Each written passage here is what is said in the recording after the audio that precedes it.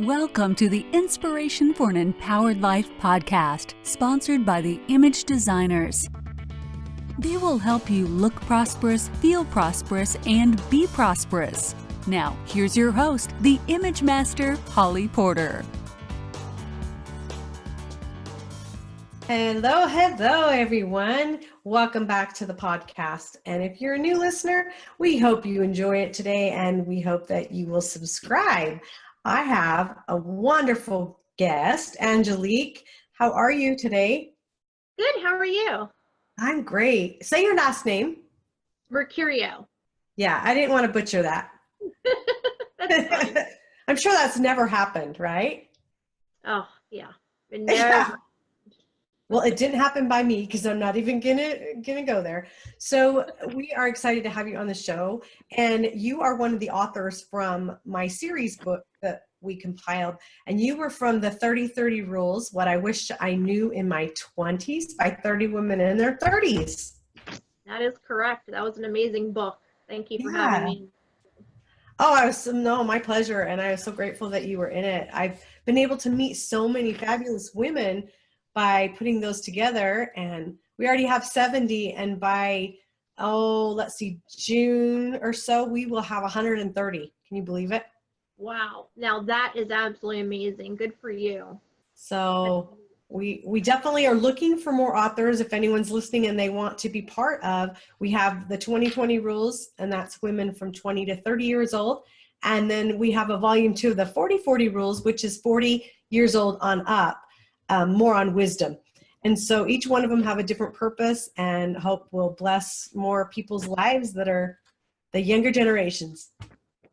I agree. I got so inspired by reading the 40-40 rules, and then when you asked me to be in the 30-30 book, I was so appreciative that I was just like, wow, I get to share my knowledge. I never thought I wanted to write a book or be in a book. And it was just so nice to be able to just put my little 2 cents in a book. Yeah. Well, and having it set up, they're all set up for our listeners. So, they're all set up as question and answer. And so each author answers the same questions. And so you have the opportunity to share a story or elaborate a little bit. But I was amazed by all the different answers, weren't you? I was, because not one was alike in any of either book. 40 or the 30-30. So I can't wait to see what you have in store for the next one. Yeah. So anyway, I thought and we had such a diverse group in both books, and it was international. So we did get, both of them are international #1 bestsellers. So that was kind of cool too. Well, that's always, it's just amazing. It just shows you what people around the world think and how they love your book. Yeah. Well, I'm excited, and I'm excited to have our first event the end of September 2018, so that all of us can collaborate, network, and join up and meet each other in person, because like I said, there's people from all over the country. I mean, we had Canada, Australia, New York, California, Florida. I mean, you name it, we had somebody in it. So that was super exciting. So anyway, I just want to share a little bit about you, and then I wanted to ask you some questions a little bit more about what you do, so that our listeners can learn a little bit more about you. So I know you're a coach, you have Angels Friendly Coaching, and you're a positive life coach is how I've heard you say it, right? Yes, I am. I just tell people that I'm just me. I'm very intuitive. I go off energy and vibes. I don't have a cookie cutter way of thinking, and I just go by your energy, and it's all in a positive outlook, and I erase your habitual patterns after time, because what I do is I just help you go into a self-discovery and figure out why you have those habitual patterns. We backtrack that, talk about that a little bit, and then we just change your mindset on how to get through to the next step. Yeah, and you and I have had the opportunity to work together a little bit, because I wanted to see more about what you did, and I will share with the listeners that it's totally different than anything. I mean, there's similarities, but I've had a lot of different things done. I've had a lot of different coaches. I've had a lot of energy work done, all different modalities, and what you did was definitely your own flair to it. And, your intuitivity was, oh, awesome. I mean, I feel like you were spot on. I feel like you get really prepared for your clients before you jump on. And that means a lot to me. And I felt like you were really inspired by what you shared. And I know that I'm not the only one. I'm just the only one saying it right now because we're on the show and I can. So yeah, can you think of a story or anything that you want to share that maybe, yeah, I actually have a really cool one. It made me nervous at first. I was driving past this restaurant and I didn't want to go in there. I wanted to go home to eat, and then something made me go in there. It was pulling me inside this place to go eat at the bar area. So I went inside to the bar area, ordered my drinks, and ordered some food. And I knew the bartender because it's my friends own the place. So I went there and I said to the bartender, I said, "Who is Bruce?" And she's like, "Bruce is the guy sitting next to you." And I was like, "Oh, okay." Because when I have everything open, I have spirit guides and intuitiveness with situations that I make sure that it's evidential. I don't want to be able, I just don't want to Google anything or something's on your Facebook page or something your social media. Everything has to be evidential when I talk about it. Because other than that, I won't talk about it. So I had the person that came to me through spirit form, angel guide form, talking to me about Bruce was they told me a situation about his daughter. His daughter had passed away recently. It was in the newspaper, everything about it. So I was like, yeah, I definitely am not going to talk to him about his child that is deceased that people could read about. She was very ill.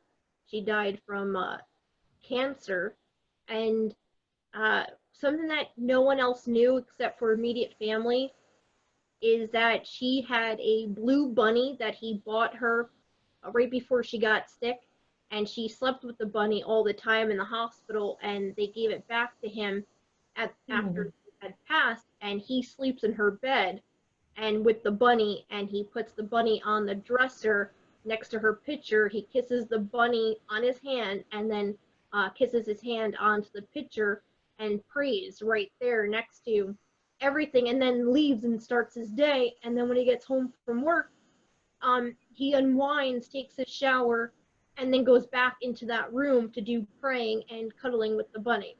So oh, that's something that you can't Google. And right. Yeah. I had to tell him, talk to him about that. And when he looked at me, he turned pale white and he goes, "How do you know that?" He goes, "I only told my mother that I did that." And I didn't know his mom, I didn't know him. And then I had to tell him something that his mom didn't even know, um, just him, about all the letters and everything that he has been writing to his daughter. He has a great grandparent that is on the other side with her that is able to read and tell the daughter everything. Oh, And it was just a very scary moment because I didn't know that I can even do any of that stuff. It's like they just channeled through me to talk, and that's how I was doing a lot of my coaching with with him that way. And I did it all free of charge because I was not going to take any money from this gentleman whatsoever. He just buried his one and only child, went through a divorce after the whole situation. I got to talk to the ex-wife and helped her with the grieving process, which I've never lost a child, so I could not personally help, but I knew people that did and lost their child the same way.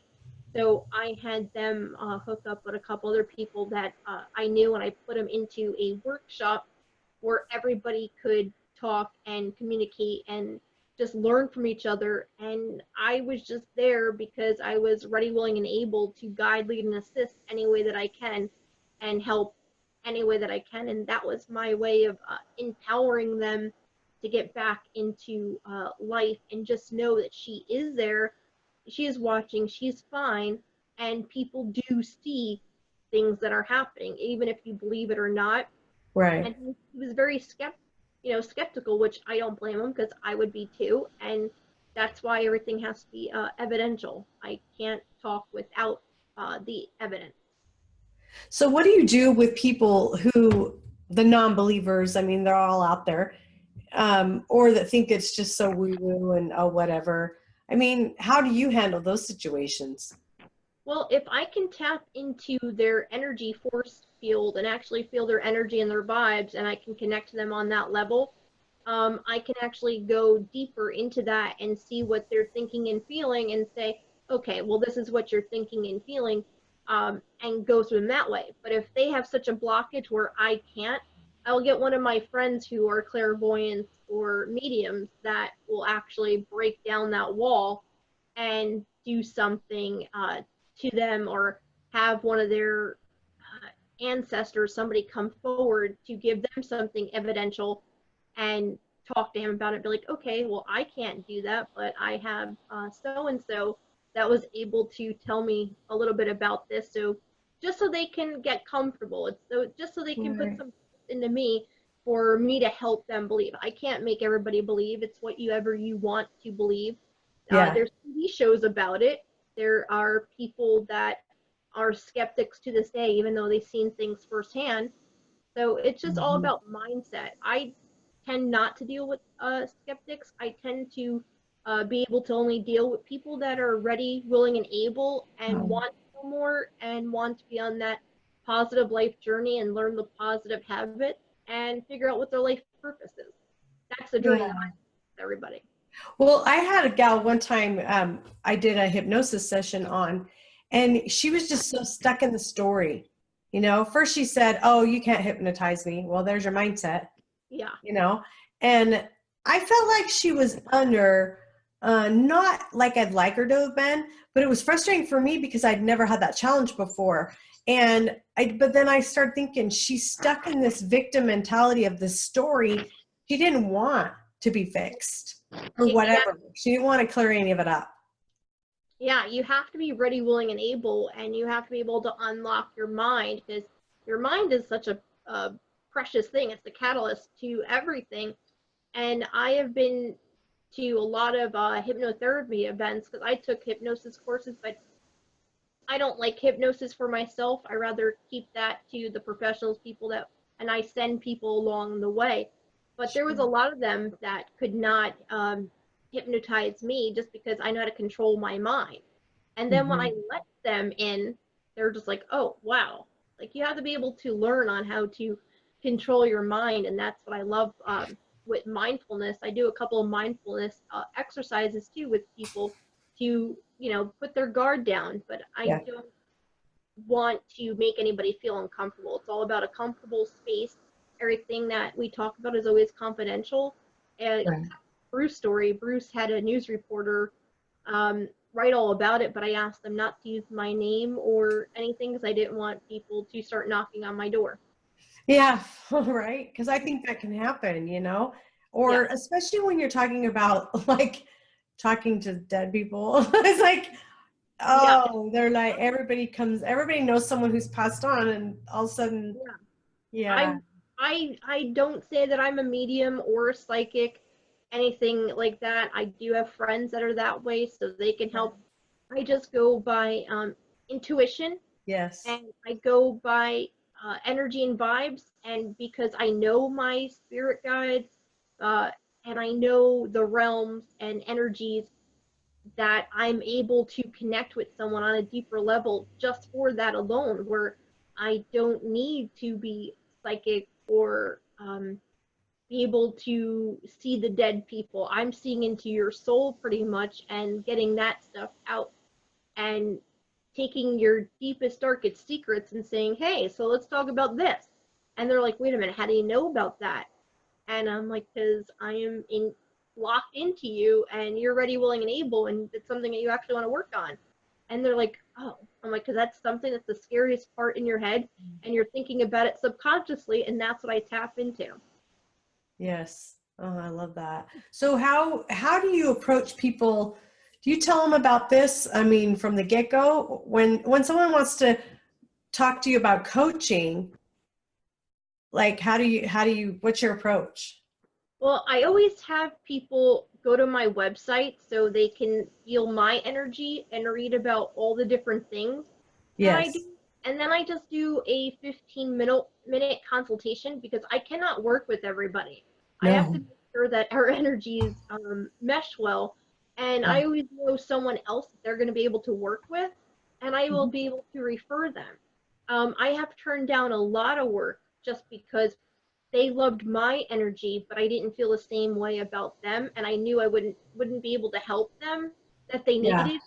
So I didn't feel comfortable working with them. So I did 3 free sessions with them, and then passed them to another great coach that I and Yeah, and the thing is, not a lot of coaches would do that. And if when you come from a place of service and you're willing to give and help, I call it the catch and release though. Sometimes you yeah. have to just love them and then let them go because, not everybody's for everybody. And so I respect that you do that. And I wish more coaches would do that. I agree. I can help with to an extent, but I know what my specialties are and I stay in my lane. I know what I can help with and what I'm confident in. And then I know other coaches that have helped people in those other situations because I've been coached by them. I cannot give somebody that I never been coached by. I'm a coach and I have 6 other coaches that I get coached by, and you're one of them. And then I have friends.